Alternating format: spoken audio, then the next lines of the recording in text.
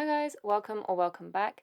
Today's video is going to be all about starting a new project and the anxiety that comes with it. Let's just get on into it.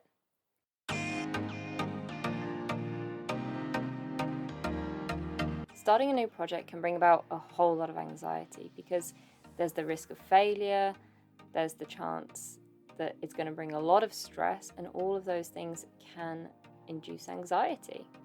Now, how do we deal with that anxiety? Do we avoid starting anything new? Do we just stick in our safe zone? I mean, we can, but that won't really get us anywhere.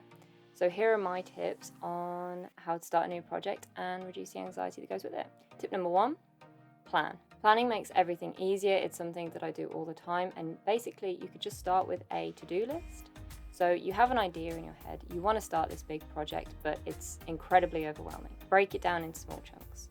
Start with step 1, then 2, and then if even those steps themselves are quite big, then break them down even further. Basically, every task that you want to do, you don't want it to take more than an hour.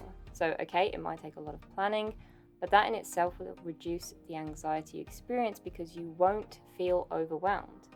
You won't let yourself get into that state where you start a project and you have no idea where the end is, you have no idea how long it's going to take you. If you plan and put it down into steps and little tasks, you do it when you can. You start with the very first thing, you start with what's most important to you, and you just slowly work your way through.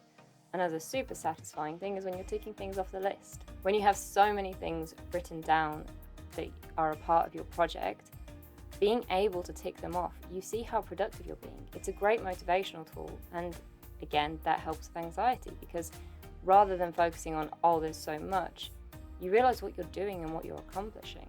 Step number 2, give yourself some kind of deadline. That might sound counterproductive when it comes to anxiety because deadlines often, again, they make you feel more stressed, which then leads to anxiety, but actually giving yourself a deadline will encourage you to push through those feelings of nerves. You won't give yourself a chance to be like, oh, this is too much, what if this goes wrong, what if that happens? You actually just have to focus on completing the task. A lot of people who suffer with anxiety, they complain of racing thoughts, being unable to focus.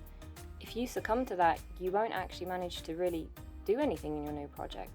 But if you say, actually, I need to do this by tomorrow afternoon, you will push through it. You will be able to direct all that anxious energy, all those worrisome thoughts, and just do what you need to do.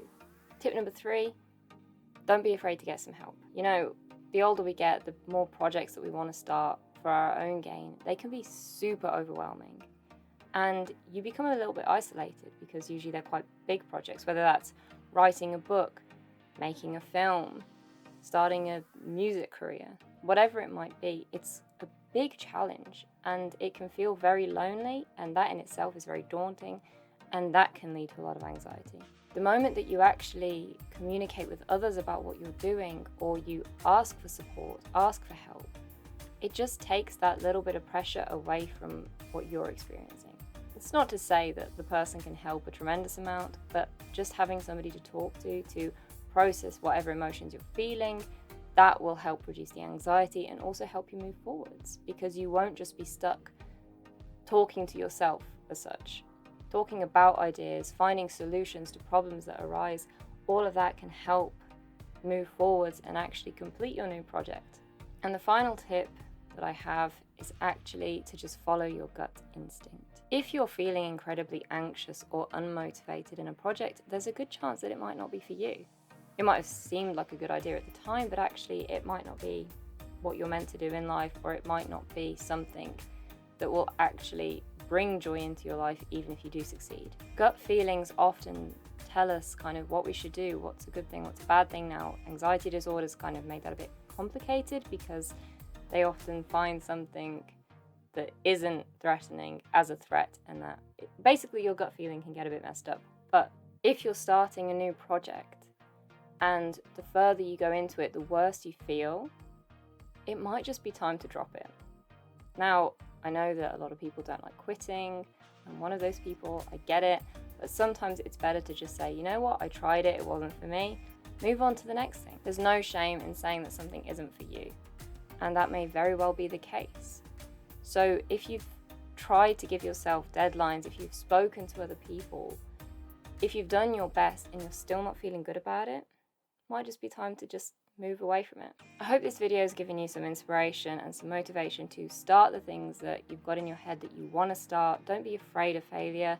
It's okay. Give it your best shot. Hopefully, again, you found some tips today that can assist with starting something new and not letting anxiety take over.